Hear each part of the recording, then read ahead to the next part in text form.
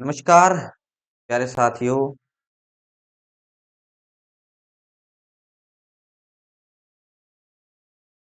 नमस्कार प्यारे साथियों, कैसे हो सभी? आशा करता हूँ सभी बहुत अच्छे होंगे। बहुत अच्छे से आप लोग जो है वो अपनी तैयारी कर रहे होंगे। मेरा नाम है विजय शर्मा और जीके विद पंडित जी के इस यूट्यूब चैनल पर आप सभी का स्वागत करता हूँ। तो चलिए, जितने भी साथी इस वक्त मुझे लाइव देख रहे हैं, आ जाओ भाई। चलो भाई, आ जाओ। जितने भी साथी इस वक्त मुझे लाइव देख रहे हैं, और कल के सेशन में हम लोगों ने ये 25 क्वेश्चन जो है तुम लोगों को स्क्रीन पे दिख रहे होंगे, इन 25 क्वेश्चंस के बारे में पढ़ा था। और अगर चैनल पे नए हो, चैनल को अभी सब्सक्राइब नहीं किया है, सब्सक्राइब कर लो। वीडियो पसंद आ जाए तो लाइक कर देना, अभी लाइक मत करियो। जब वीडियो पसंद आ जाए तो उस टाइम पे लाइक भी कर देना। चलो, आज के सेशन में हम लोग जो है वो 25 क्वेश्चंस के आगे के जो क्वेश्चंस है उनको पढ़ेंगे। तो लास्ट क्वेश्चन जो हम लोगों ने पढ़ा था उसके ऊपर थोड़ी सी एक बार नजर डाल लेते हैं कि जुलाई 2025 में हरियाणा सरकार ने राज्य की किस प्रमुख झील को पर्यटन केंद्र के रूप में शामिल किया? कौन सी झील है? तो ये झील जो है ये तिल्यार झील है। और ये कहाँ पे स्थित है? ये रोहतक में स्थित है। तिल्यार झील कहाँ पे स्थित है? रोहतक के अंदर स्थित है। तिल्यार झील को क्या है, इको टूरिज्म व एडवेंचर स्पोर्ट्स हब के रूप में विकसित करने का निर्णय लिया है। इसका उद्देश्य क्या बताया है कि जो स्थानीय अर्थव्यवस्था है, यानी कि वहां के जो लोकल लोग हैं, उनका जो बिजनेस है वो भी क्या है भैया, आगे बढ़ेगा, उनको बढ़ावा मिलेगा। और युवाओं के लिए रोजगार के जो है वो कई नए अवसर बनेंगे, क्योंकि अगर एक ऐसी जगह पे कुछ ऐसी चीज बनती है, ठीक है, तो वहां पर क्या है, दुकानें वगैरह बहुत ज्यादा हो जाएंगी, लोकल लोगों को क्या है, फायदा मिलेगा। गाइड वगैरह की भी जॉब मिलेगी भैया, कि इस तीर्थ स्थल के बारे में या इस जगह के बारे में जो है लोगों को बताया जाएगा, इसका इतिहास क्या है वो बताया जाएगा। तो इन चीजों के बारे में क्या है, सभी को पता लगे। चलिए, नेक्स्ट क्वेश्चन, नया क्वेश्चन, आगे बढ़ते हैं। 26वां क्वेश्चन क्या है कि हरियाणा सरकार ने जुलाई 2025 में किस क्षेत्र में स्टार्टअप इनोवेशन हब खोलने का ऐलान किया है? हरियाणा सरकार ने जुलाई 2025 में कौन से क्षेत्र में स्टार्टअप इनोवेशन हब को जो है वो खोलने के बारे में सोचा है? तो इन्होंने सोचा है कृषि और फूड टेक्नोलॉजी को लेकर, यानी कि किसको सोचा है? कृषि और फूड टेक को लेकर सोचा है। क्या है कि कृषि और फूड टेक स्टार्टअप के लिए गुड़गांव में एक नया स्टार्टअप इनोवेशन हब खोला गया। और यहाँ पर एक रिसर्च फंडिंग और ट्रेनिंग की सुविधा दी जाएगी, ताकि हरियाणा कृषि टेक्नोलॉजी को आगे बढ़ा के हरियाणा को अग्रणी राज्य बनाया जा सके। इसका फायदा क्या होगा? इसका फायदा ये है कि जो किसानों की, या मतलब जैसे हम लोग जो खेती कर रहे हैं उसमें नई तकनीक जो है उसको लेके आया जाएगा, उसमें जो है वो सुधार किया जाएगा। ठीक है, और सुविधा दी जाएगी। अगर आप लोगों के पास पैसे नहीं है तो फंडिंग की जाएगी। नई नई रिसर्च जो है इसमें लोग करेंगे, जितने भी हमारे नए साथी हैं वो क्या है, नई रिसर्च करेंगे। और उसके बाद क्या है, उनको ट्रेनिंग भी की सुविधा भी है जो दी जाएगी। लेके जाओ फोन, कोई बात नहीं। तो इन सारी चीजों के बारे में क्या है, इन सारी चीजों के बारे में क्या है, फायदा मिलेगा।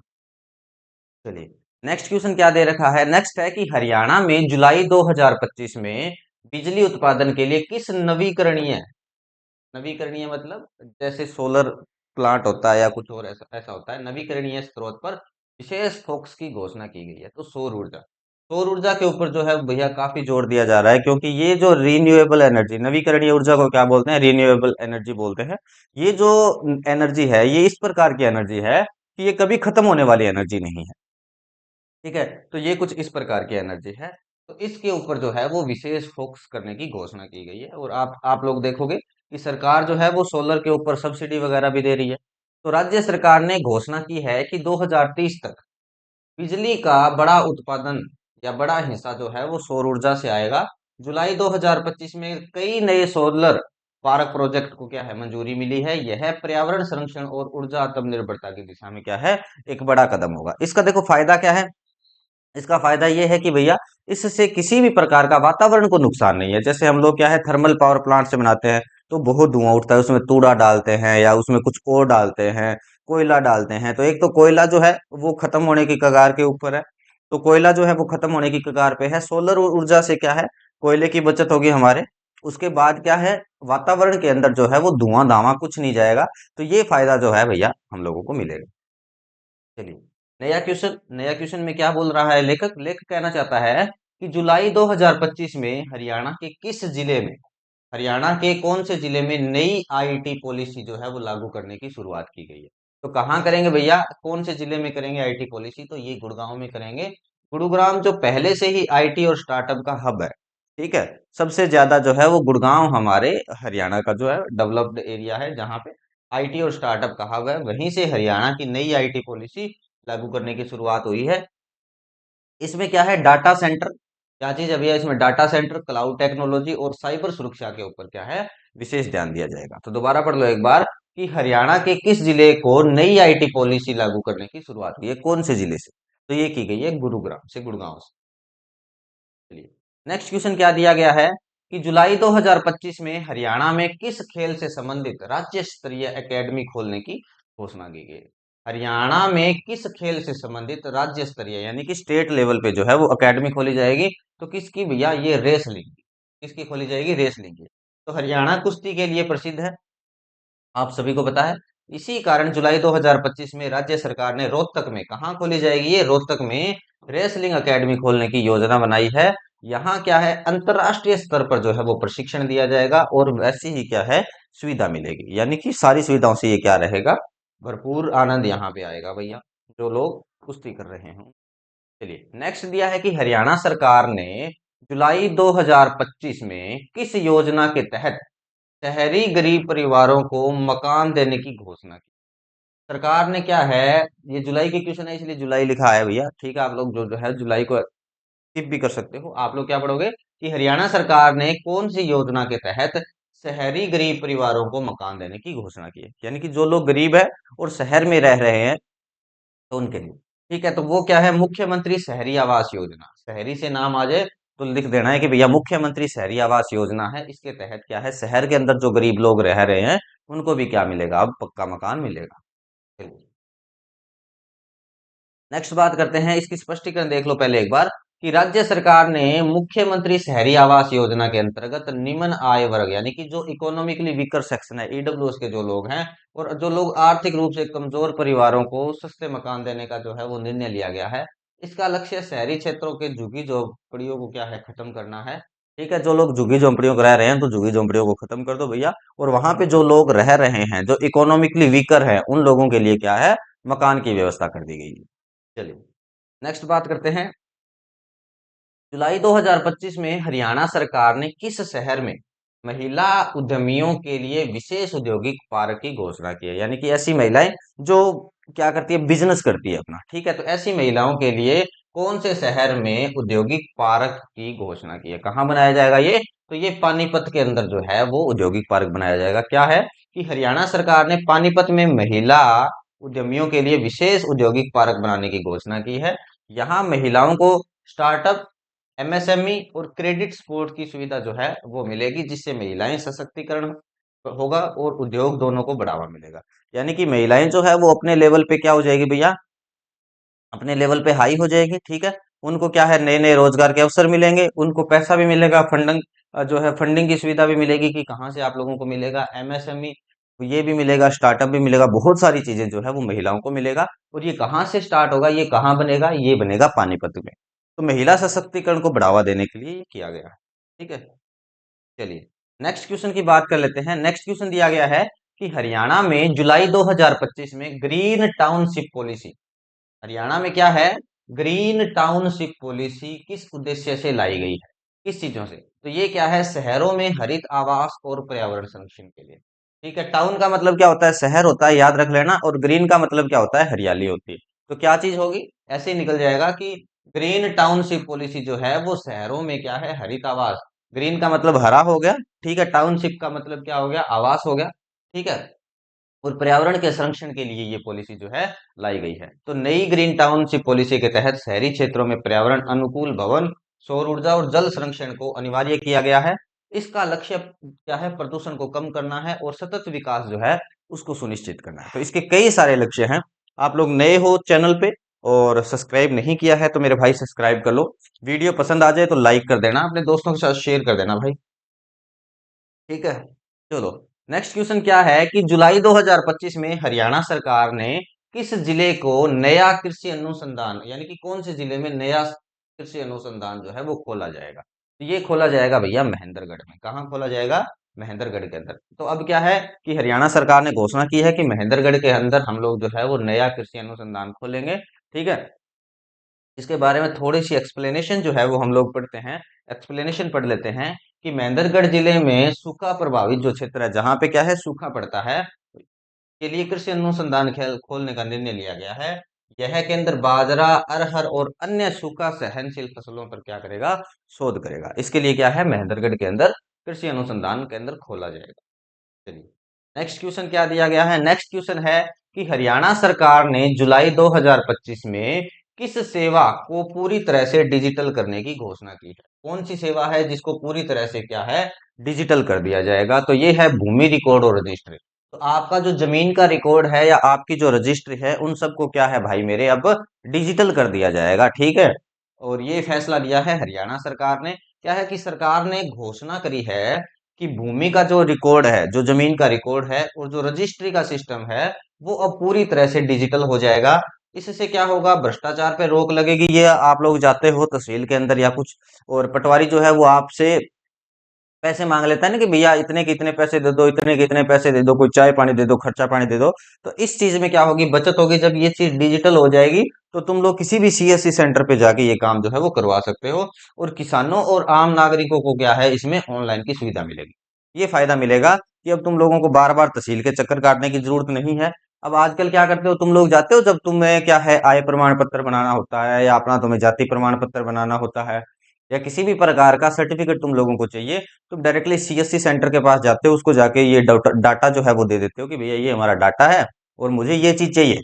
तो तुम लोगों को ना तो पटवारी के चक्कर काटने पड़ते, ना किसी और चीज के चक्कर काटने पड़ते। तो इसमें क्या है भ्रष्टाचार जो है वो रुक जाता है। ठीक है, चलिए। और आपको पता है थोड़े दिन पहले कितने पटवारियों की लिस्ट आई थी, उनका नाम आया था, उनका एड्रेस आया था, कि ये सारे जो पटवारी हैं ये सारे क्या है भ्रष्टाचार के चक्कर में पाए गए हैं। नेक्स्ट क्वेश्चन क्या है कि जुलाई 2025 में हरियाणा सरकार ने किस जिले में नया विश्वविद्यालय खोलने का निर्णय किया है? कौन सा जिला है जिसके अंदर नया विश्वविद्यालय खोला जाएगा, यानी यूनिवर्सिटी खोली जाएगी? तो ये यूनिवर्सिटी खोली जाएगी मेरे भाई सोनीपत में। तो सोनीपत में एक नई यूनिवर्सिटी खोली जाएगी। इसमें ओलंपिक स्तर की क्या है ट्रेनिंग दी जाएगी, खेल विज्ञान के बारे में बताया जाएगा, स्पोर्ट्स इंजीनियरिंग और मैनेजमेंट के जो कोर्स हैं वो क्या है पढ़ाए जाएंगे। बहुत अच्छी पहल है भैया। ठीक है, इसके अंदर ओलंपिक्स की जानकारी भी दी जाएगी। खेल ओलंपिक स्तर पे आप लोग जो है वो कैसे जा सकते हो, वहां आपको क्या करना है, खेल विज्ञान से संबंधित जानकारी है, स्पोर्ट्स इंजीनियरिंग है, मैनेजमेंट का कोर्स है, ये सारी चीजें भी वहां पे क्या है पढ़ाई जाएगी। चलिए, नेक्स्ट आगे बात करते हैं। नेक्स्ट क्वेश्चन क्या दिया गया है? नेक्स्ट क्वेश्चन दिया गया है कि जुलाई 2025 में हरियाणा सरकार ने हरियाणा डिजिटल हेल्थ मिशन की शुरुआत किस उद्देश्य से की? कौन सा मिशन है ये? Haryana digital health mission. इसका उद्देश्य क्या है? तो इसका उद्देश्य है हर नागरिक को यूनिक हेल्थ आईडी बनाने के लिए। ठीक है, यानी कि प्रत्येक नागरिक की अपनी हेल्थ की जो है वो आईडी होगी, यूनिक हेल्थ आईडी होगी। हरियाणा डिजिटल हेल्थ मिशन के तहत हर नागरिक को यूनिक हेल्थ आईडी बनाया जाएगा। अब इसका फायदा क्या है?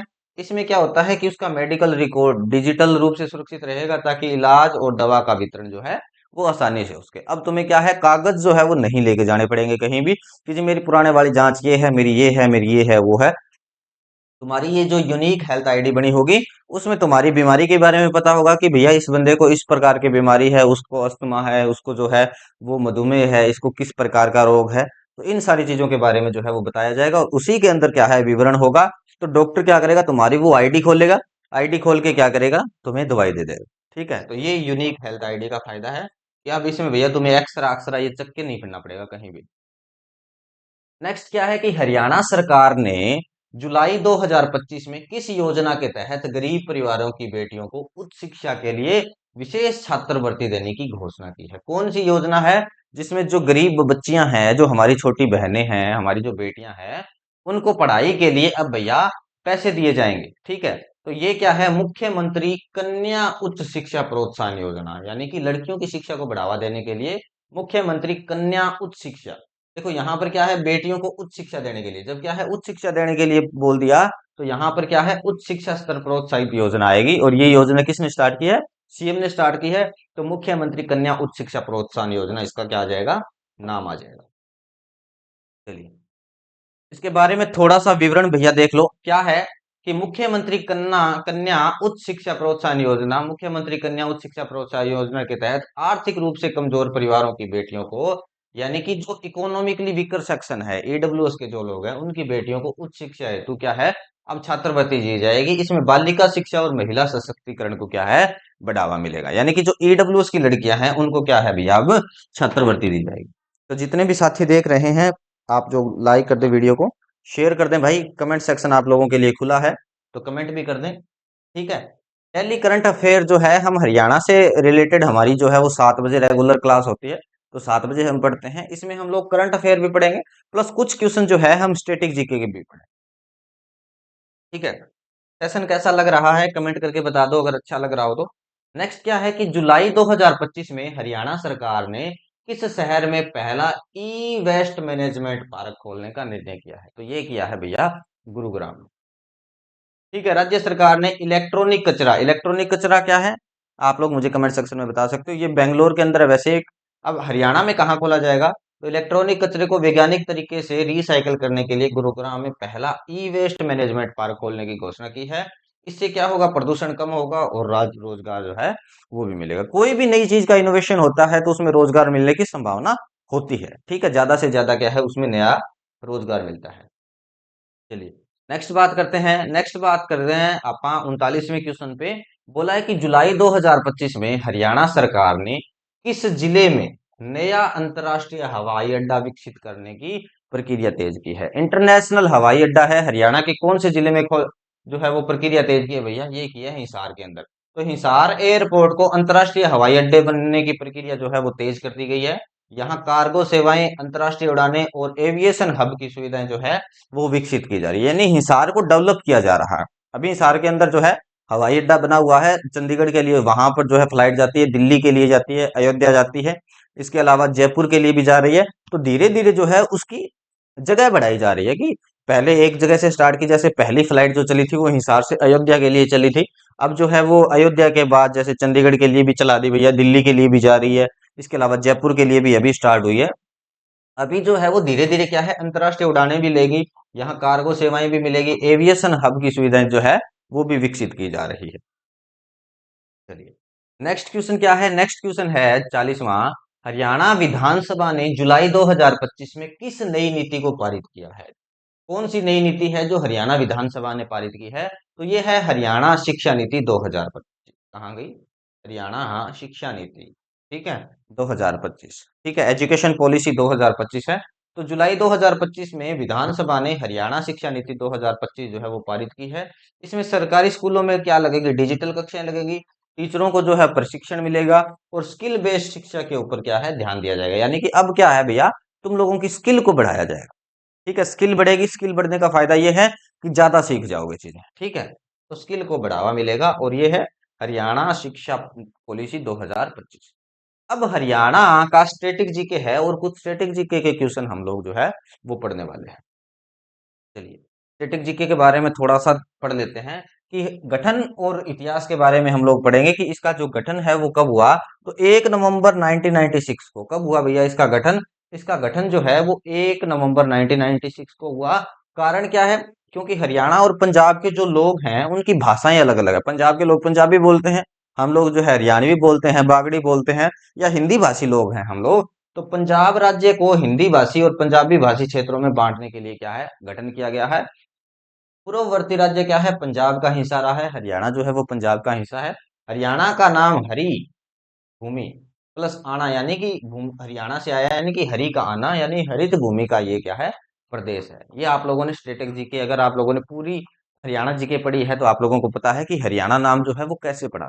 ठीक है, हरी का आना भी बोल सकते हैं, ठीक है हरियाणा भी बोल सकते हैं, बहुत सारे नाम हैं और बहुत सारे नाम बनके फाइनली इसका नाम जो बना है वो हरियाणा बना है। ऐतिहासिक रूप से क्या है, ये महाभारत का कुरुक्षेत्र भी है। उसके बाद है भौगोलिक स्थिति की बात करते हैं, तो यहाँ पर अक्षांश क्या है 27 डिग्री 39 मिनट एन से लेके 30 डिग्री 55 मिनट एन तक है, और देशांतर जो है वो 74 डिग्री 28 मिनट ई से लेकर 77 डिग्री 36 मिनट ई तक है। सीमाएं कहाँ लगती है, पंजाब की लगती है, हिमाचल की लगती है अगर उत्तर में देखोगे तो, और पूर्व में देखोगे तो उत्तर प्रदेश की लगती है, और पश्चिम में अगर देखोगे तो भैया राजस्थान की लगती है। दक्षिण में इसके दिल्ली लगता है और राजस्थान लगता है। क्षेत्रफल क्या है?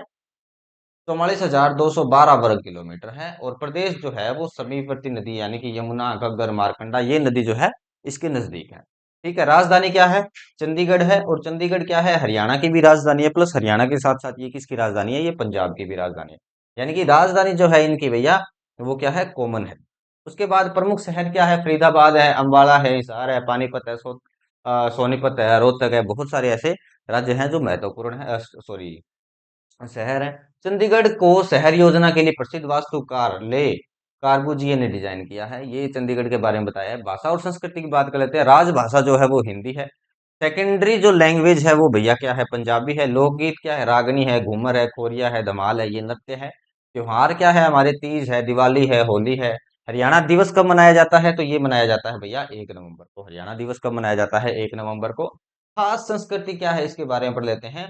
तो हरियाणा अपनी कृषि संस्कृति, कुश्ती और लोक खेलों के लिए क्या है? प्रसिद्ध है। सबसे ज्यादा जो अवार्ड हैं हमारे, वो क्या है? हरियाणा ही लेके आता है। हरियाणा के जो खिलाड़ी हैं वो सबसे ज्यादा अवार्ड लेके आते हैं, और सबसे बजट कम भी है इनका भैया। चलिए, नेक्स्ट क्या है? जनसंख्या और प्रशासन। जनसंख्या 2021 के अनुसार लगभग 30 मिलियन लोग यहाँ पे रह रहे हैं। जनसंख्या घनत्व 573 वर्ग 573 प्रति वर्ग किलोमीटर है। हरियाणा में 22 जिले हैं। विधानसभा की सीटें 90 है, लोकसभा की सीटें 10 है। और राज्यपाल अभी जो है आसीम कुमार घोष है। अभी बंडारू दत्तात्रेय को क्या है? रिप्लेस किया गया है, और उनकी जगह पर आसीम कुमार घोष जो है वो नए राज्यपाल बने हैं। ठीक है। ये कब बने थे? आप लोग मुझे कमेंट में बताओगे। अभी 2-3 महीने पहले ही बने हैं, ये 2 महीने हो गए मेरे ख्याल से। मुख्यमंत्री कौन है? तो मुख्यमंत्री है हमारे नायब सिंह सैनी साहब। ठीक है। और अर्थव्यवस्था क्या है? हरियाणा कृषि प्रधान राज्य है। प्रमुख फसलें हैं, गेहूं है, धान है, गन्ना है, बाजरा है, सरसों है। ये क्या है? इसकी मुख्य फसलें हैं। दुग्ध उत्पादन में क्या है? अग्रणी है, यानी कि ये व्हाइट रेवोल्यूशन का हिस्सा है। उसका उपयोग क्या है? मेटल है, ऑटोमोबाइल है, इन सब चीजों के लिए क्या है? हमारे कुछ शहर हैं जैसे गुरुग्राम है, फरीदाबाद है। तो ये सारे क्या है? मेटल या ऑटोमोबाइल के लिए क्या है? फेमस है। और ये टेक्सटाइल वगैरह ये क्या है? हरियाणा की अर्थव्यवस्था का मुख्य स्रोत है। ठीक है। यहाँ से क्या है? अच्छा खासा पैसा भैया बनता है हरियाणा। आगे बात करते हैं प्रसिद्ध स्थल और पर्यटन। तो अब इसमें क्या है? कुछ क्वेश्चंस के आप लोग मुझे कमेंट सेक्शन में जवाब दोगे। कुरुक्षेत्र महाभारत युद्ध का स्थल है। ये वो जगह है जहां पे क्या है? महाभारत का युद्ध हुआ था। ये कहाँ पे है? ये तो बता दिया हमने, कुरुक्षेत्र में है। ठीक है। ये डिस्ट्रिक्ट है कुरुक्षेत्र। और ये क्या है? धार्मिक स्थल है। उसके बाद आप लोग बताओगे कि सुल्तानपुर नेशनल पार्क यानी कि पक्षी विहार जो है ये कहाँ पे है? ठीक है। ऑप्शन आप लोगों को खुद ही बनाने हैं भैया, तो आंसर दे देना। उसके बाद जो है वो दमदमा झील है। दमदमा झील कहाँ पे है? ये क्या है? एडवेंचर स्पोर्ट है दमदमा झील। अभी तिलियार झील है, उसको भी विकसित किया जा रहा है। उसके बाद मोरनी हिल्स, ये कहाँ पे है? हरियाणा का हिल स्टेशन है। ठीक है। ये थोड़ा सा क्वेश्चन है, बिल्कुल सस्ता सा सिंपल सा क्वेश्चन है, पर बहुत अच्छा है। अगर वहां जाके देखोगे तो वादियां ही वादियां है, मस्त मजेदार जगह है। पंचकूला के अंदर आइए। उसके बाद पानीपत का है ऐतिहासिक युद्ध स्थल। यहाँ पर पानीपत के तीनों लड़ाइयाँ हुई थी। पानीपत की कितनी लड़ाइयाँ हुई थी? 3 जो लड़ाइयाँ हुई थी वो यहीं पे हुई थी। कौन कौन सी लड़ाइयाँ हैं उसके बारे में आप लोग मुझे कमेंट करके बताओगे कि इसमें पहला युद्ध किसने जीता था, दूसरा किसने जीता था, तीसरा किसने जीता था। ठीक है। उसके बाद सूरज कुंड का मेला कहाँ लगता है? फरीदाबाद में लगता है। एग्जाम में हर बार ये क्वेश्चन आता है कि सूरज कुंड का मेला कहाँ लगता है? अंतर्राष्ट्रीय शिल्प मेला है ये। ठीक है। अब राज्य के प्रतीक की बात कर लेते हैं कि राज्य का पशु क्या है? तो राज्य का पशु जो है वो काला हिरण है मेरे भाई। राज्य पक्षी कौन सा है? तो राज्य पक्षी जो है वो काला तितर है। राज्य का फूल कौन सा है? तो राज्य का फूल कमल है। और राज्य वृक्ष कौन सा है? तो राज्य वृक्ष जो है वो पीपल है। 1 नंबर का क्वेश्चन मुझे पता है कि हमारी इस पीडीएफ में से आपको 1 नंबर का क्वेश्चन जो है वो पक्का मिलेगा। 15 या 20 मिनट का सेशन है। अगर आप लोगों को पसंद आ रहा है, आपको अच्छा लग रहा है, आप लोग हमारे साथ कंटिन्यूसली जुड़ना चाहते हो, तो टेलीग्राम का लिंक आपको डिस्क्रिप्शन में दिया गया है। व्हाट्सएप चैनल का लिंक आपको डिस्क्रिप्शन में दिया गया है। वहां जाके चैनल को भी ज्वाइन कर लो। चैनल पे नए हो, अभी तक सब्सक्राइब नहीं किया है तो भाई सब्सक्राइब कर लो। वीडियो पसंद आ रहा है तो लाइक कर लो। ठीक है। नेक्स्ट आगे की बात करते हैं। नेक्स्ट क्वेश्चन क्या है कि खेल और हस्तियां, कौन कौन से खेल हैं? तो खेल यहाँ पर कुश्ती जो है वो है, कबड्डी है, हॉकी है, शूटिंग है, बॉक्सिंग है। और हर फील्ड में यहाँ पर क्या आ रहे हैं? मेडल आ रहे हैं हरियाणा में। ठीक है। तो ये बहुत गर्व की बात है कि हरियाणा जिस फील्ड में यहाँ पर मैं बात कर रहा हूँ कि खेल ये है, इन सब में क्या है? हरियाणा अपना मेडल लेके आ रहा है। प्रमुख खिलाड़ी कौन है? सुशील कुमार हैं। योगेश वर्धत है, बबीता फोगाट है, संगीता फोगाट है, नीरज चोपड़ा है, इसके अलावा मनु भाकर है, इन्होंने भी जीता है। और बहुत सारे ऐसे खिलाड़ी हैं यहाँ पर। योगेश सुनील कुमार जो है वो मेरे ख्याल से अभी जेल में है। उसके बाद क्या है, राजनीति और आंदोलन है, देवीलाल है, ये क्या है, राजनीतिक पर्सन है जिन्होंने आंदोलन किए हैं और अपनी एक अलग छवि बनाई है। महेंद्र सिंह टिकैत है, चौधरी बंसी लाल है, ये प्रमुख हस्तियां हैं हरियाणा की, जिन्होंने क्या है, हरियाणा में किसानों के लिए, किसानों के हितों के लिए, आम वर्ग के लिए, कमेरा वर्ग के लिए, मध्यम वर्ग के लोग जो हैं उनको आगे ले जाने के लिए बहुत सारे काम किए, बहुत सारे आंदोलन जो है इन्होंने किए हैं। तो आज के सेशन में यहीं तक हम लोग पढ़ते हैं। आशा करता हूँ सेशन जो है वो तुम लोगों को पसंद आया होगा। वीडियो अगर पसंद आया है तो भैया वीडियो को लाइक कर दो, उसके आगे तो कोई क्वेश्चन नहीं है, एक बार देख लेते हैं, बस यहीं तक है। ठीक है, चलिए, थैंक यू सो मच। जय हिंद, जय भारत। आगे बढ़ते रहें, पढ़ते रहें। ज्यादा से ज्यादा जो है अपने दोस्तों के साथ वीडियो को शेयर करना भैया, शेयर करना ना भूलें। Thank you so much. जय हिंद, जय भारत।